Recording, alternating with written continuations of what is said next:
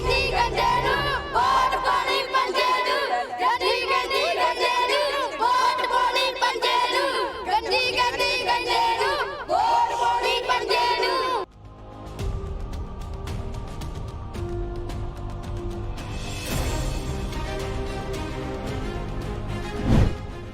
ਤੇ ਮੈਂ ਸਿੱਖੜੀ ਸਾਹਿਬ ਨੂੰ ਹੀ ਵੋਟ ਪਾਵਾਂਗਾ। ਮੈਨੂੰ ਪੂਰਾ ਯਕੀਨ ਹੈ ਕਿ ਸਿੱਖੜੀ ਸਾਹਿਬ ਹੀ ਜਿੱਤਣਗੇ। ਕਿਹੜਾ ਜੰਮ ਪਿਆ ਸੂਰਮਾ ਜਿਹੜਾ ਸਿੱਖੜੀ ਦੀ ਜਿੱਤ ਨੂੰ ਰੋਕੇ ਕਿਹੜਾ ਜੰਮ ਪਿਆ ਸੂਰਮਾ ਜਿਹੜਾ ਸਿੱਖੜੀ ਦੀ ਜਿੱਤ ਨੂੰ ਰੋਕੇ।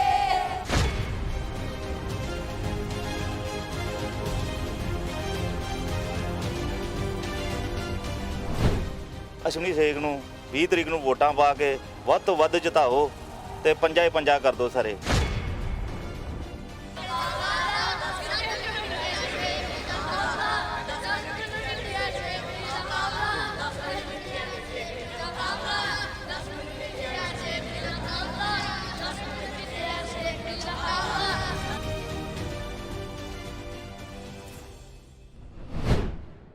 ਇੱਥੇ ਤੇ ਹੁਣ ਮੋਦੀ ਹੋਣਾ ਨੇ ਵੀ ਗੇੜੇ ਲਾ ਦਿੱਤੇ ਨੇ, ਜਦ ਅਮਿਤ ਸ਼ਾਹ ਵੀ ਆ ਗਏ ਨੇ, ਹੋਰ ਬੜੇ ਬੰਦੇ ਬੀਜੇਪੀ ਦੇ ਲੀਡਰ ਵੀ ਆ ਗਏ ਨੇ ਤੇ ਕੇਜਰੀਵਾਲ ਵੀ ਹੋ ਕੇ ਗਿਆ ਤੇ ਇਲਾਕੇ ਹੀ ਤੇ ਕਹਿੰਦੇ ਨੇ ਝਾੜੂ ਝਾੜੂ ਹੋਈ ਪਈ ਹੈ ਤੇ ਤੁਸੀਂ ਕਹਿੰਦੇ ਕਿ ਵੋਟ ਅਸੀਂ ਕਾਂਗਰਸ ਨੂੰ ਪਾਣੀ ਹੈ। ਕੀ ਗੱਲ ਹੈ ਕਿ ਝਾੜੂ ਵਾਲ ਟਰਾਈ ਕਰਕੇ ਨਾ ਵੇਖੀਏ।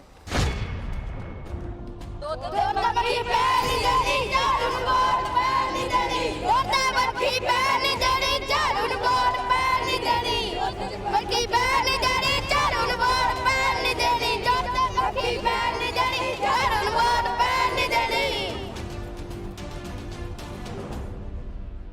ਅਸੀਂ 10 ਸਾਲ ਤੋਂ ਕਾਂਗਰਸ ਪਾਰਟੀ ਦੇ ਨਾਲ ਹੀ ਆ। ਅੱਛਾ, ਹਾਂਜੀ, ਸਾਡੇ ਉਹਨਾਂ ਨੇ ਬਹੁਤ ਕੰਮ ਸਵਾਰੇ ਆ।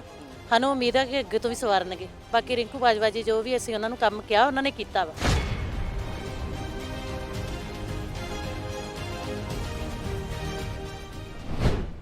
ਸਾਨੂੰ ਸ਼ੁਕਤ ਨਾਲ ਸਿੱਖੜੀ ਸਾਹਿਬ ਜਿਤਾਵਾਂਗੇ ਵਾਰਡ ਨੰਬਰ 22 ਦੇ ਵਿੱਚ ਤੇ ਪੂਰੇ ਬਟਾਲੇ ਸ਼ਹਿਰ ਵਿੱਚੋਂ।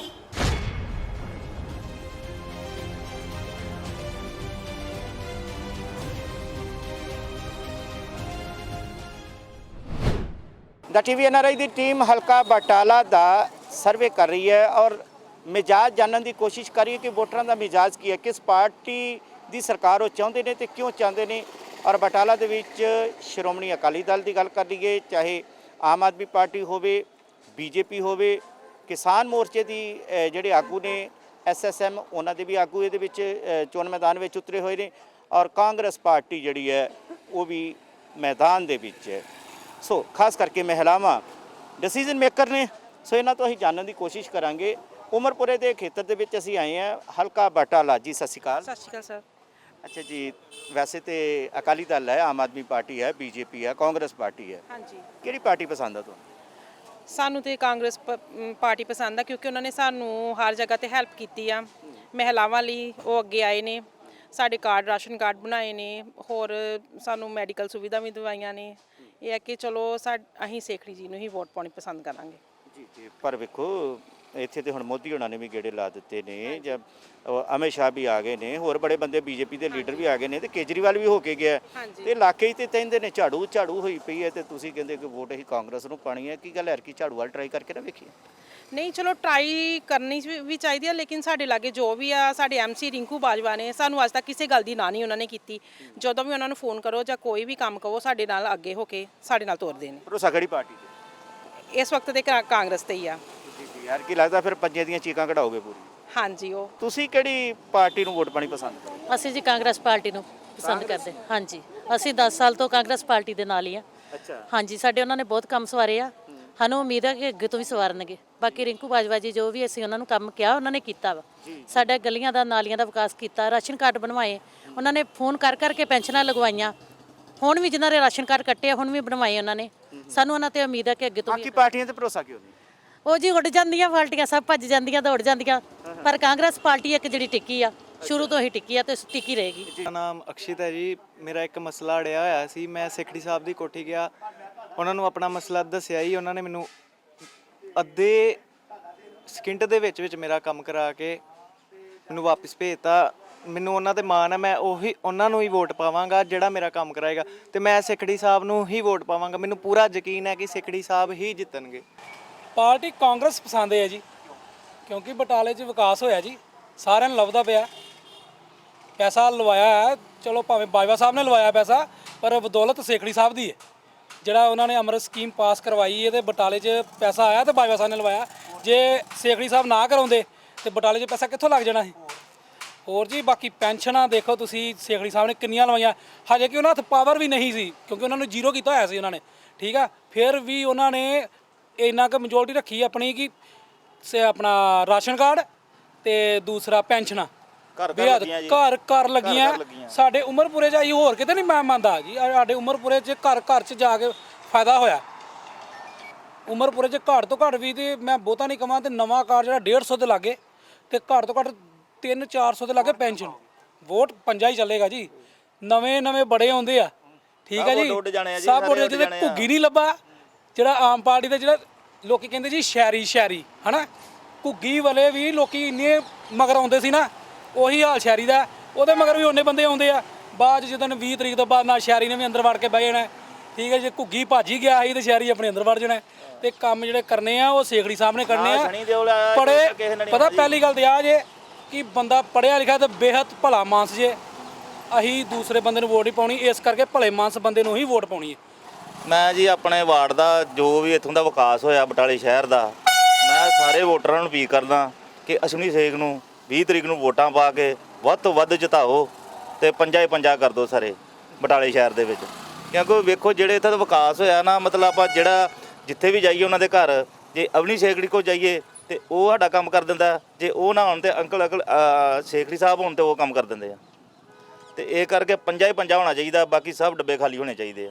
ਕੀ ਮੋੜ ਆ ਕੀ ਫਿਰ? ਮੋੜ ਇਹ ਆ ਵੀ ਲੋਕੀ ਸਾਰੇ ਦੁਖੀ ਆ ਦੂਜੀਆਂ ਤੋਂ ਸਰਕਾਰਾਂ ਤੋਂ। ਅੱਛਾ ਤੇ ਇਹ ਆ ਵੀ ਲੋਕੀ ਕਹਿੰਦੇ ਵੀ ਨਵੇਂ ਆ ਜੇ। ਅੱਛਾ, ਮੈਂ ਚਾਹੁੰਦੇ ਨਵੀਂ ਪਾਰਟੀ ਆਵੇ ਜਿਹੜੀ ਲੋਕਾਂ ਦਾ ਸਵਾਰੇ। ਕਿਹੜੀ ਨਵੀਂ ਪਾਰਟੀ ਸਮਝਦੇ? ਝਾੜੂ ਵਾਲੇ ਹੀ ਆ ਜਾਣ। ਅੱਛਾ, ਨਹੀਂ ਉਹ ਆਪੇ ਤੇ ਆ ਨਹੀਂ ਨਾ ਜਾਣੇ ਜੀ, ਤੁਸੀਂ ਲਿਆਓਗੇ ਤੇ ਕਿਤੇ ਆਉਣਗੇ, ਲਿਆਵਾਂਗੇ ਤੇ ਆਉਣਗੇ, ਲਿਆਵਾਂਗੇ। ਬਟਾਲਾ ਦੇ ਵਿੱਚ ਕਾਂਗਰਸ ਪਾਰਟੀ ਦਾ ਪਰਚਮ ਲਹਿਰਾਂਦਾ ਹੋਇਆ ਦਿਖਾਈ ਦੇ ਰਿਹਾ ਹੈ। ਕਾਰਨ ਕਿਉਂਕਿ ਹਰ ਪਾਸੇ ਜਿੱਥੇ ਵੀ ਚਰਚਾ ਹੋ ਰਹੀ ਹੈ ਕਾਂਗਰਸ ਪਾਰਟੀ ਦੀ ਗੱਲ ਕਰ ਰਿਹਾ, ਕੋਈ ਅਸ਼ਵਨੀ ਸੇਖੜੀ ਦੀ, ਕੋਈ ਅਭਿਨਵ ਸੇਖੜੀ ਦੀ। ਪਰ ਕੀ ਕਾਰਨ ਹੈ ਕਿ ਕਿਤੇ ਨਾ ਕਿਤੇ ਝਾੜੂ ਦੀ ਚਰਚਾ ਤੇ ਹੋ ਰਹੀ ਹੈ, ਪਰ ਜ਼ੋਰਦਾਰ ਚਰਚਾ ਜਿਹੜੀ ਹੈ ਕਾਂਗਰਸ ਦੀ ਹੈ, ਪੰਜੇ ਦੀ ਹੈ। ਵਜ੍ਹਾ ਜਾਣਾਂਗੇ। ਸਾਡੇ ਨਾਲ ਨੇ ਰਿੰਕੂ ਬਾਜਵਾ ਜੀ। ਬਾਜਵਾ ਜੀ ਕੀ ਹਾਲ ਹੈ? ਬਹੁਤ ਵਧੀਆ ਜੀ, ਤੁਸੀਂ ਸੁਣਾਓ ਜੀ। ਬਾਜਵਾ ਜੀ, ਜੋ ਦੌੜਾਂ ਨੇ ਇਸ ਵੇਲੇ ਰਾਜਨੀਤੀ ਦੀਆਂ, ਕਿਉਂਕਿ ਹਰ ਇੱਕ ਵਾਰਡ ਦੀ, ਹਰ ਇੱਕ ਦੀ ਕੌਂਸਲਰ ਦੀ ਜ਼ਿੰਮੇਵਾਰੀ ਵੱਡੀ ਲੱਗੀ ਹੈ। ਕੌਂਸਲਰ ਤਾਂ ਤੁਸੀਂ ਜਿੱਤ ਲਏ, ਕਾਂਗਰਸ ਜਿੱਤ ਲਈ ਇੱਥੋਂ, ਹੁਣ ਐਮਐਲਏ ਵਾਰੀ ਫਿਰ ਕਿਹੋ ਜਿਹੀ ਜਿੱਤ ਹੈ? ਐਮਐਲਏ ਵਾਲੇ ਜੀ ਉਦਾਂ ਹੀ ਹੈ ਜਿਵੇਂ ਕੌਂਸਲ ਦੇ ਵਿੱਚ ਹੀ ਪੂਰੇ ਸਾਨੂੰ ਸ਼ੁਕਤ ਨਾਲ ਸੇਖੜੀ ਸਾਹਿਬ ਜਿਤਾਵਾਂਗੇ ਵਾਰਡ ਨੰਬਰ 22 ਦੇ ਵਿੱਚ ਤੇ ਪੂਰੇ ਬਟਾਲੇ ਸ਼ਹਿਰ ਵਿੱਚੋਂ। ਅੱਛਾ, ਹਾਂਜੀ, ਕੀ ਬਾਤ ਹੈ। ਬੜੀ ਵੱਡੀ ਗੱਲ ਕਹਿ ਰਹੇ ਹੋ, ਔਨ ਰਿਕਾਰਡ ਗੱਲ ਕਰ ਰਹੇ ਹੋ ਤੁਸੀਂ ਕਿ ਇਹ ਜਿਹੜੀ ਵਾਰਡ ਹੈ, ਵਾਰਡ ਨੰਬਰ 22 ਹੈ ਤੁਹਾਡੀ। ਵਾਰਡ ਨੰਬਰ 22 ਦੇ ਉੱਤੇ ਰਿੰਕੂ ਬਾਜਵੇ ਹੋਣਾ ਦਾ ਚੈਲੰਜ ਹੈ ਕਿ ਪੂਰੇ ਸ਼ਹਿਰ ਦੇ ਵਿੱਚੋਂ ਵੱਡੀ ਜਿੱਤ ਜਿਹੜੀ ਹੈ ਉਹ ਵਾਰਡ ਨੰਬਰ 22 ਦੀ ਹੋਏਗੀ ਤੇ ਰਿੰਕੂ ਬਾਜਵੇ ਦੀ ਹੋਏਗੀ। ਬਿਲਕੁਲ ਸਹੀ ਗੱਲ ਜੀ। ਸਹੀ ਗੱਲ। ਵਾਰਡ ਨੰਬਰ 22 ਵਿੱਚ ਜਿੱਤ ਹੋਏਗੀ ਤੇ ਪੂਰੇ ਪੰਜਾਬ ਵਿੱਚੋਂ ਵੱਡੀ ਲੀਡ ਨਾਲ ਜਿਤਾਵਾਂਗੇ ਬਟਾਲੇ ਵਿੱਚੋਂ ਸੇਖੜੀ ਸਾਹਿਬ ਨੂੰ। ਵਜ੍ਹਾ ਵੇਖੋ ਜੀ, ਜਿਹੜੇ ਪਬਲਿਕ ਹੈ ਉਹ ਜਾਣ ਚੁੱਕੀ ਹੈ ਵੀ ਜਿਹੜਾ ਪਿਛਲੀ ਵਾਰ ਆਪਾਂ 400 ਨਾਲ ਹਾਰ ਗਏ ਸੀ ਨਾ, ਉਹਦਾ ਬਹੁਤ ਵੱਡਾ ਜਿਹੜਾ ਨੁਕਸਾਨ ਇਹਨੂੰ ਬਟਾਲੇ ਵਾਸੀਆਂ ਨੂੰ ਝੱਲਣਾ ਪਿਆ ਵਾ। ਉਹ ਦੁਬਾਰਾ ਗਲਤੀ ਕਦੀ ਵੀ ਨਹੀਂ ਕਰਨਗੇ। 44,500 ਵੋਟ ਲੈ ਕੇ ਲੋਦੀ ਨੰਗਲ ਚੱਲ ਗਿਆ ਫਤਿਹਗੜ੍ਹ ਚੂੜੀਆਂ, ਘੁੱਗੀ 34,000 ਵੋਟ ਲੈ ਕੇ ਦੁਬਾਰਾ ਵੜਿਆ ਹੀ ਨਹੀਂ। ਸੇਖੜੀ ਸਾਹਿਬ ਹਰਨ ਦੇ ਬਾਵਜੂਦ 5 ਸਾਲ ਭਾਵੇਂ ਪਾਰਟੀ ਵਿੱਚ ਉਹਨਾਂ ਦੀ ਸੁਣਵਾਈ ਨਹੀਂ ਹੁੰਦੀ, ਉਹਨਾਂ ਨੇ ਆਪਣੀ ਕੋਠੀ ਬਹਿ ਕੇ 28,000 ਰਾਸ਼ਨ ਕਾਰਡ ਬਣਾਏ, 16,000 ਤੋਂ ਉੱਪਰ ਪੈਨਸ਼ਨਾਂ ਲਾਈਆਂ, ਜਨਤਾ ਦੇ ਵਿੱਚ ਵੜ ਕੇ ਰਹੇ। ਜਿੱਥੇ ਉਹਨਾਂ ਦੀ ਚੱਲਦੀ ਸੀ ਉਹਨਾਂ ਇੱਕ ਪੈਸਾ ਪਛਾਂ ਪੈਰ ਨਹੀਂ ਪੁੱਟਿਆ। ਬੜੇ ਦੱਬਣ ਵਾਲਾ ਉਹਨਾਂ ਨੂੰ ਬੜਿਆਂ ਨੇ ਦੱਬਿਆ, ਕਈ ਸੋਚਾਂ ਉਹਨਾਂ ਦੱਬਣ ਵਾਸਤੇ, ਪਰ ਉਹ ਦੱਬੇ ਨਹੀਂ ਗਏ। ਹਾਈ ਕਮਾਂਡ ਨੇ ਫਿਰ ਉਹਨਾਂ ਦੇ ਦੁਬਾਰਾ ਵਿਸ਼ਵਾਸ ਜਿਤਾ ਕੇ ਫਿਰ ਦੁਬਾਰਾ ਟਿਕਟ ਦੇ ਕੇ ਭੇਜਿਆ ਵਾ।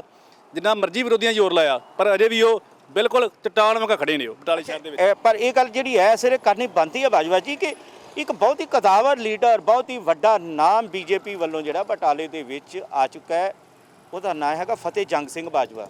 ਤੇ ਉਹਦੇ ਸਮਰਥਕ ਤੇ ਸਿੱਧੀ ਜੀ ਗੱਲ ਕਹਿੰਦੇ ਆ, ਕਹਿੰਦੇ ਬਾਜਵੇ ਦਾ ਮੁਕਾਬਲਾ ਦੱਸ ਮੈਨੂੰ ਕਿੱਥੇ ਆ, ਬੱਗੇ ਤੇ ਬਾਜਵੇ ਦਾ ਮੁਕਾਬਲਾ ਹੀ ਹੈ ਨਹੀਂ।